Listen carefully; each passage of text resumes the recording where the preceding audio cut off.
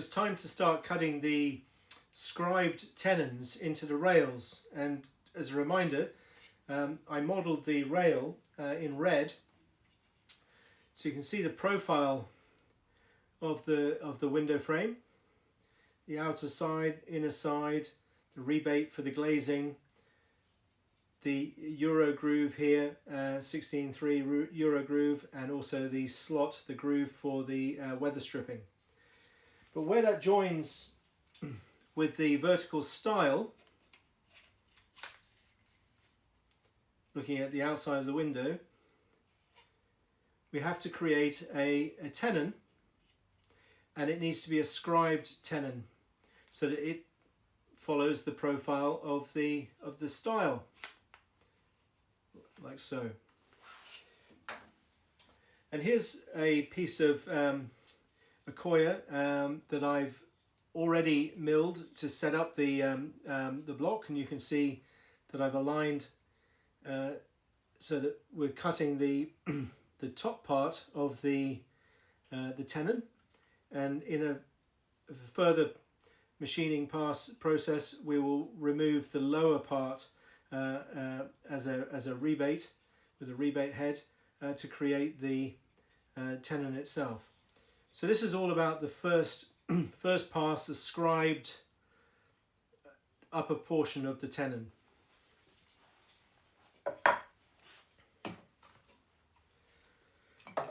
And I'm going to do that with the spindle moulder, making use of this Whitehill combi head. So it's a rebate head, 125mm diameter, 55mm high, and it's a 30mm bore for my Hammer F3 spindle moulder. And here you can see a 6mm thick cutter. It's a 9-degree scribe cutter, and a 4mm thick 9-degree limiter. So the limiter, the head will spin this way, anti-clockwise, and we'll feed the material from right to left. And as this comes around, the limiter controls the amount of material that this 6mm thick cutter can take in each pass. Without the limiter, if you were to push the material in towards the cutter, it could pull in a large amount of material, and could be quite dangerous. Well, in fact, they are dangerous. So with the advent of limiter heads like this one, effectively as it turns anti-clockwise here, it's this 4mm thick limiter cutter. Limiter is slightly smaller diameter than the 6mm thick cutter, meaning that it takes off maybe, I don't know, 0.5 millimeter of material with each revolution. And actually it's not with each revolution, because there are two of these. There's a pair of cutters and a pair of limiters on either side of the block. So I'm going to mount the material. I've got a series of rails cut. These are 490mm long, and I've got a clamping block. There's a piece of oak with some sandpaper contact cemented to that, and that will be used to hold the material in place using this eccentric clamp. So that's firmly in place, not going anywhere.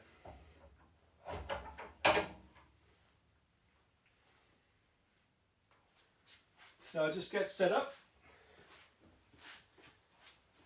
Alexa, eat my dust. I'm not quite sure how to help you with that. Oh dear. Alexa, eat my dust.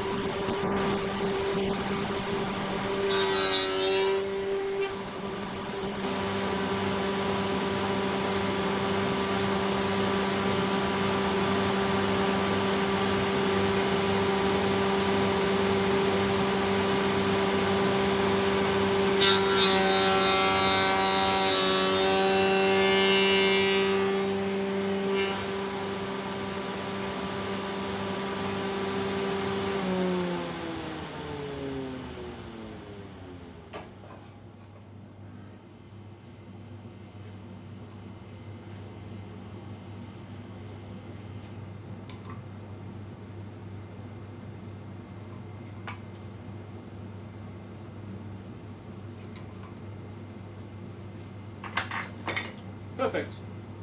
I just need to rinse and repeat. I've got 10 casements to make in the first batch. We'll see how those go.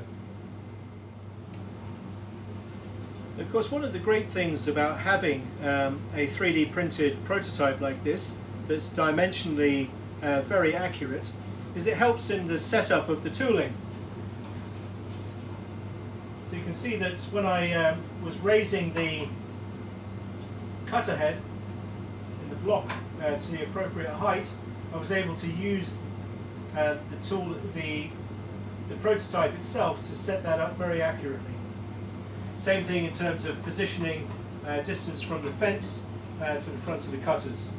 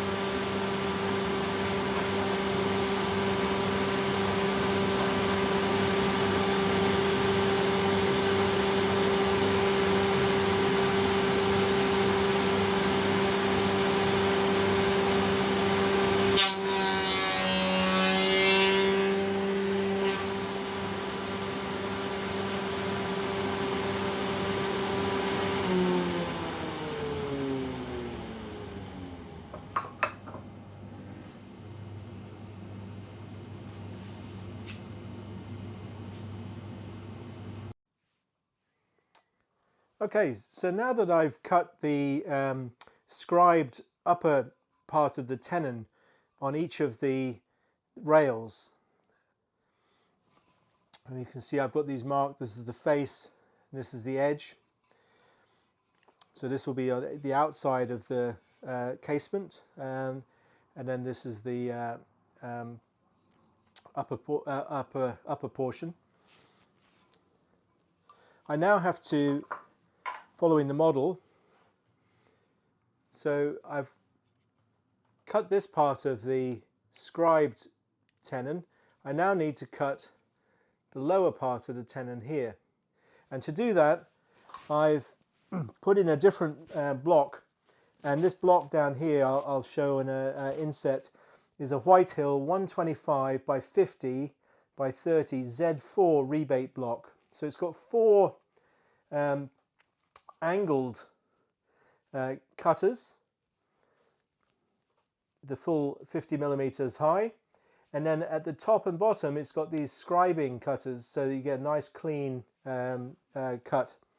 And so effectively this is going to cut this lower part rebate to leave this tenon here. So the tenon is deeper on the top surface, or the face, where it's scribed, and it's shallower on the underside, the inside of the window. And I haven't tried it yet, but that should fit into the model here. So it's a little bit tight. I'm going to have to adjust that just a tad.